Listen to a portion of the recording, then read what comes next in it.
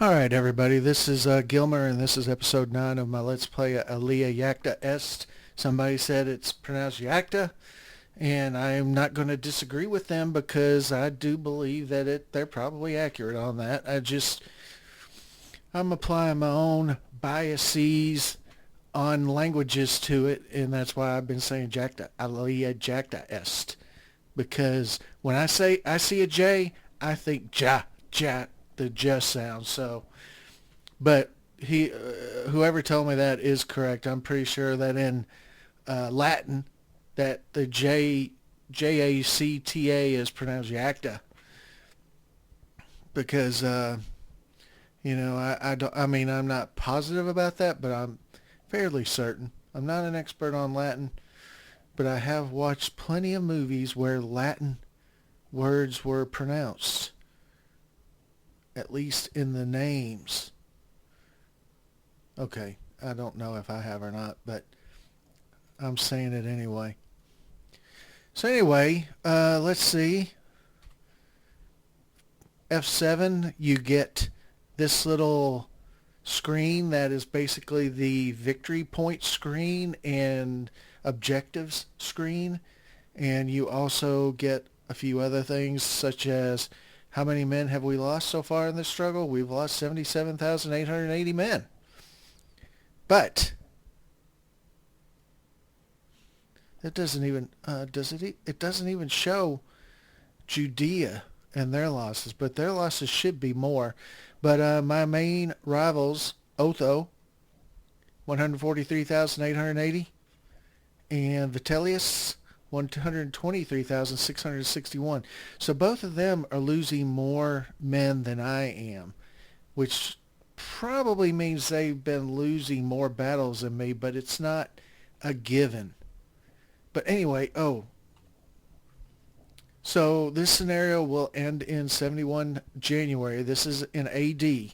So when I see 70 October, I have October, November, December, and January. I'm not sure if that means January is also a turn. So 3 or 4 turns are left in this game. And honestly, I don't really know. Why can't I move there? Oh, okay. So for some reason, the leadership of this army goes back and forth from Titus, the son of Vespasianus, and Vespasianus himself, Augustus Flavius Sabinus Vespasianus. That is a hell of a long name. So I don't know. I don't know if there is a reason for that or not. But I was talking about, let's do this. Let's see. So let's just, so I took that one, that one, that one, that one. Let's give him some of these archers. That one. Maybe one more archer. That one. And then maybe these guys. So that gives him a power of 2106, and that gives him a power of 1679. That's, I lost some. Let's give him some supply as well. Some of these are low on supply, but what are you going to do? So I am going to actually use him to come up here and fight the Jewish army led by Zealot. That's kind of a strange name. I mean, I know that what zealot means, but I wouldn't think somebody would actually be named Zealot, but okay. But Titus, Exercitus, that kind of rhymes. But the son of Vespasianus, I'm going to have him move up here, and then I'm going to keep Oh, what did I do? Oh, crap. I really messed that up. So, Vespasianus.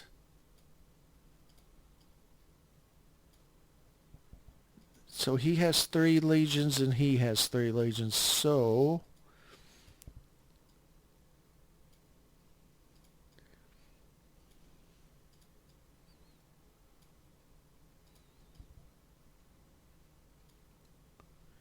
it's about the same. It's not quite exactly the same, but Titus is coming up here. And, oh, what did I do that?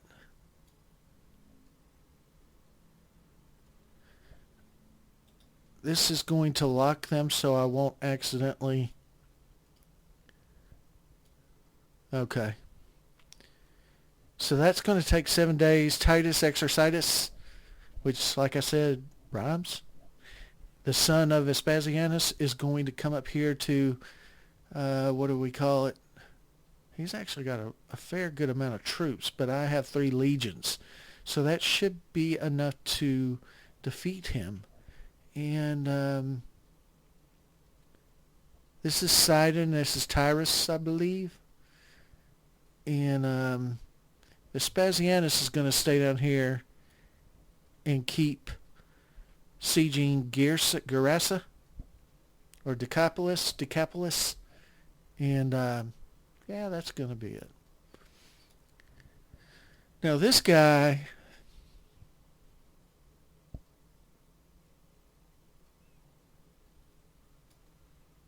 29 days. That is excellent. And then I have this guy, 23 days. Excellent. He is active. And then I have, this guy who is in dire straits because of supplies. See, I don't know how you're going to be. You have to go by sea to get to Rome from the Mideast or Jerusalem or Judea, because there's just no way you could march. Even if you were active every turn and you had good weather, that'd be a hell of a damn march. Plus, you got to take cities along the way to, extend your supply lines. And that just isn't happening. And then we have this guy. He's got plenty of supply. I don't know. He has 310, 380. He's got about 400. I've got 781. I don't think I can beat him by crossing this river, especially because I think their leader is pretty good. Rex Duras. I think he's a good leader. I think he has good ratings, whereas my offensive rating is 1. So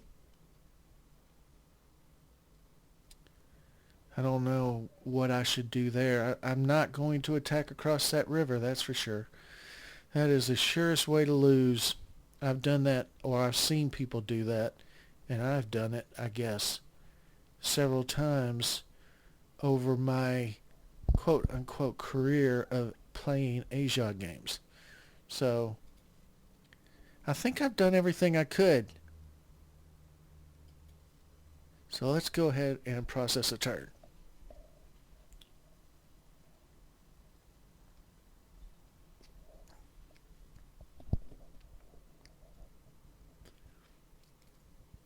I'm a little disappointed that I haven't really had a chance to get to Rome.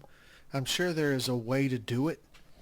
This scenario is actually described as an easy scenario, especially for players who are playing Vespasianus.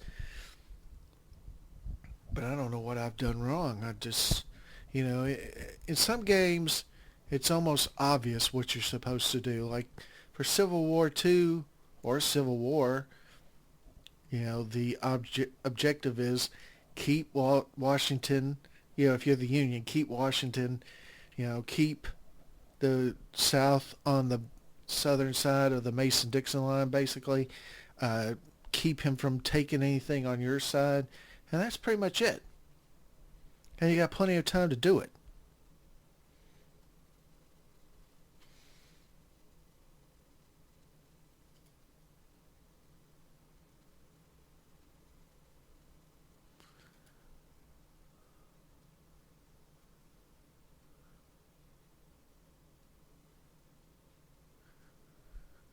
And anyway, so like in Rise of Prussia, if I'm playing Frederick, I know one, I have to beat Austria. Two, I have to beat French. The French army's coming in. Three, I have to beat the Russians, and then kind of the Swedish or the other one there. But did I take this? I believe I did. So let's I control all that. Political maneuvers. You gain 1 EP. That's nothing. Shipbuilding production increase. That's nothing. That's all I control. We won a battle. We lost a battle. We received some replacements. Judea captured Gaza.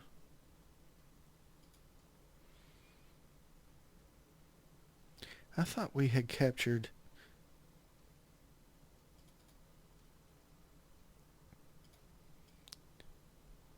Yeah, we captured that. Or it was already in our control.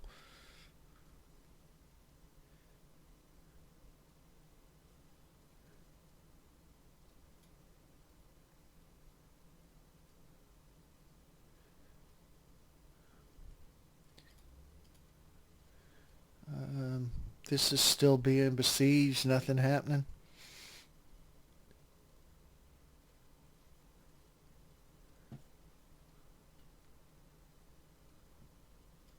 And he is inactive now.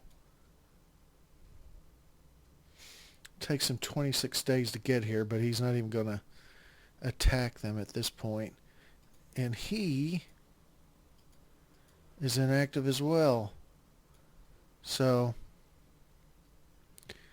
and then we have this guy over here. Where did he go? Look at this. I mean, I literally do not have any supply whatsoever.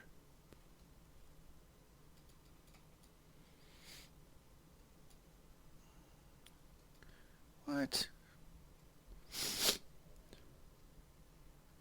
I mean, we're in bad shape here.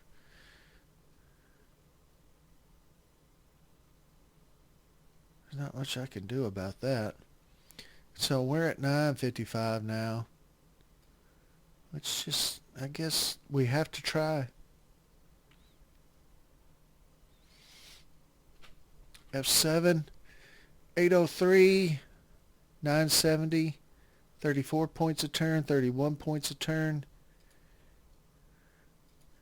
There's not much else I can do at this point, but just keep on cracking on.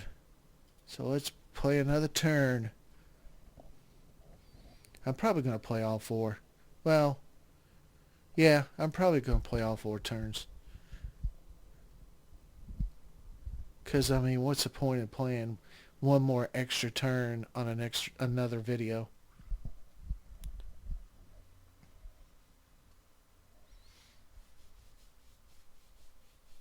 Yeah, but with Rouse of Prussia, and when I'm playing Frederick the Great, I know what to do. I know I got to defeat the Austrians in 2 or 3 pretty good-sized battles at first to kind of put them back on their heels, then turn around and I think either go head off the French and then or go up and make sure that the Swedish aren't coming across and then the Russians, or the French and then the Russians.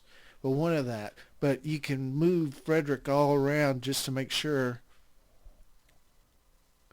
Oh, nice. So we lost 5,000 men of 18,000, but they lost 4,000 of 13,000 men. Yes.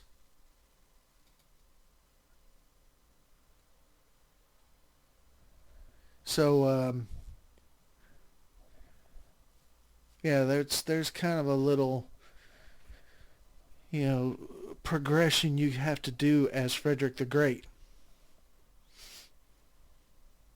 Let's see.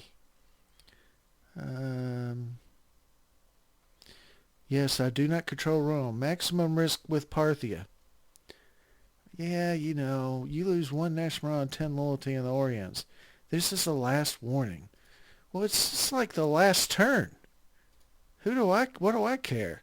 We gained one national morale from capturing Caesarea. And if we do this, we're now getting 33 points per turn, and they're getting 34 points per turn. So they can't catch us by victory points unless they get some kind of big bonus. And you captured Machaerus. That's... No, Judea captured it. But it's not even a strategic city, so I don't really care. And then all these guys that are congratulated for doing well. Now see, if this was a long campaign, these people getting congratulated would probably show up as being able to be promoted. And so that kind of helps you because it helps you have more generals that can build larger armies, that sort of thing. So let us see what else is going on.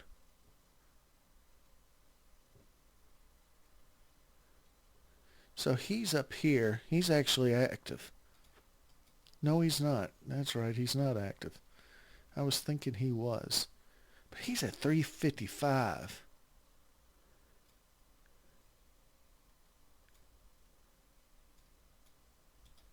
Okay, but he's got full supply. So what is his deal? He's inactive too. So ain't not much going there. Um,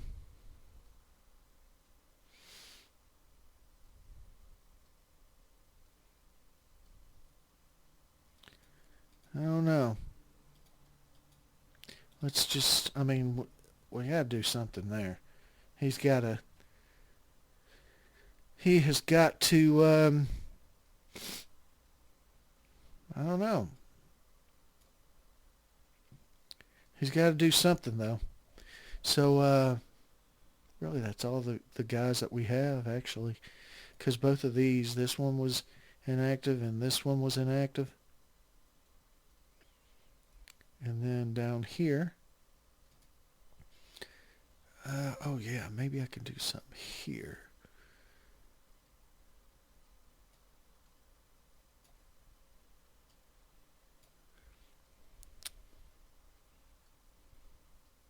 I kind of got the feeling that he's going to go after Jerusalem.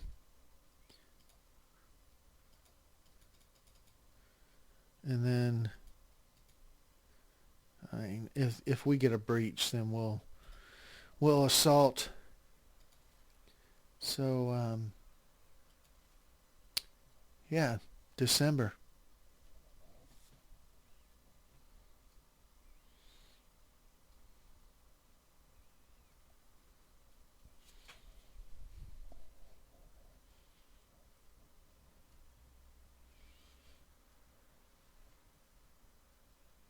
I feel like I'm flailing my arms around. It just doesn't seem like I'm making any progress here, but I mean, I am ahead on points.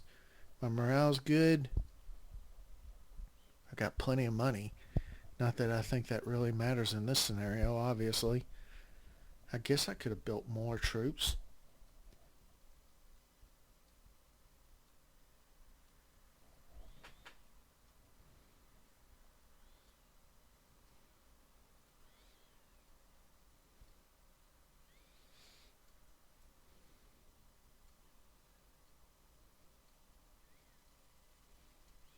Oh, nice. So it looks like he did take Garassa, and he didn't move.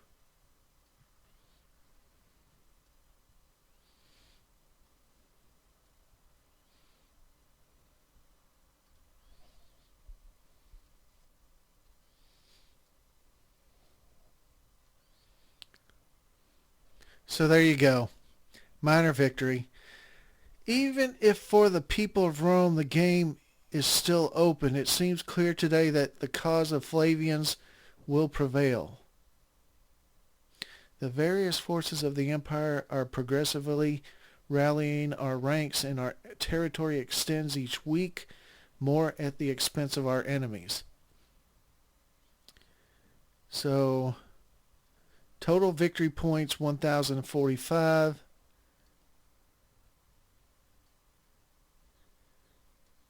And we came in first.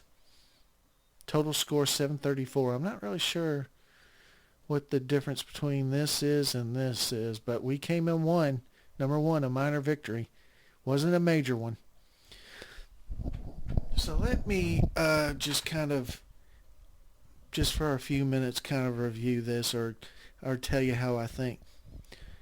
Honestly, probably part of the reason why I don't play Alea Jacta Est is because I tend to like wargaming set in the time of muskets or even carbines, um, generally along the lines of the 7 Years' War, the American Civil War, even up to World War One. I like that. I mean, Ageod has never done a World War II game, but uh, one of the independent programmers did do a version of using this type of Ageod engine to do the Spanish Civil War that was right before the World War II. So, as I was saying, probably one of the reasons why I don't play Alea Jacta Est as much as the others is because I just like the other time frames better. I like, one of the things that fascinates me about Wars of Succession is that it's during the time of muskets. They have muskets. They, matchlocks or whatever they used in like right at 1700. It was a little bit before, obviously, the 7 Years' War, in which muskets were used pretty extensively. And so I really like, that's part of the reason why I really like Rise of Prussia, is because it's getting into that frame that I like to war game. But I still think this game is probably one of the most polished of the Ageod games. It's one of the more beautiful or good looking games. To me, it's very colorful. The map is very colorful. Uh, so that's one of the things that should kind of lend itself to some people, because I mean this just the map is gorgeous for an Asia game, if you ask me. This is just gorgeous. There's so many colors, so many different terrains that you can see. I mean, you have mountains, like this one region has mountainous, but it also has a little bit of green there because it does have a little bit of possibly plains in that area, but it's mostly overall considered wooded hills. But it's just, if you go through this game, and Pride of Nations is like that as well. The map is very attractive, very very aesthetically pleasing. And so I think this is, as I said, one of the more polished games if you're looking for a game about the ancients, ancient Rome. This is definitely one of the ones I would uh, think of looking at, or you know, definitely taking a look at it if I was more into those games. Like if you go to New Game, I have all the expansions, and the expansions aren't really that expensive, but if you have all the expansions, you get up to about 25 scenarios. That's a lot of scenarios, and some of these are some very long scenarios. That one's 127 turns. That one's 121 turns. Um, there's one in here that's like really long. That's 104. I think these Punic War, yeah, Second Punic War, 226 turns. It's from 2019 before Christ to 200 before Christ. So that's 19 years of war to war game. And it's, let's see. So yes, it's the wars against Carthage, and then the Second Punic War. You got a scenario with 207 turns, and then everything else is kind of a variation off of that. But definitely a really, and the Second Punic War is from Hannibal. It's Hannibal. So everybody knows about Hannibal versus Rome and those epic struggles. I mean, Hannibal is somebody that everybody who war games ancients, or really most everybody who war games at all, or is a history interested in history, know about Hannibal. That's one of the names that it goes even beyond history. Even people, if you were to go up to somebody on the street and say, "Have you ever heard of Hannibal?" I mean, some of them might say the movie Hannibal, but you're going to find a lot of people who say Hannibal was the leader of Carthage that fought a war with Rome. They'll probably say something along the lines, "Oh yeah, the elephant guy, right?" And the guy that used elephants in his army, yeah, that's the guy. So I recommend this game. I really do. I think I would love, if I ever have the time, to play some of these longer. Oh, that's 284 turns. So that's 24 years. So you want to play something like that? That'd be something. That's epic right there. Pyrrhic victories. The war. Let's see.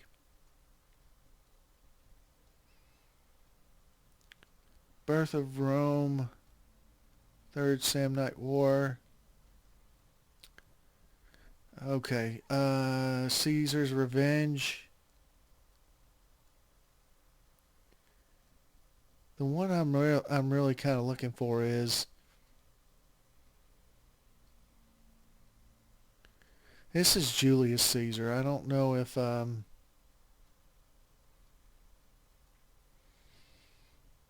really looking in the right place, because the one I'm looking for is Julius Caesar.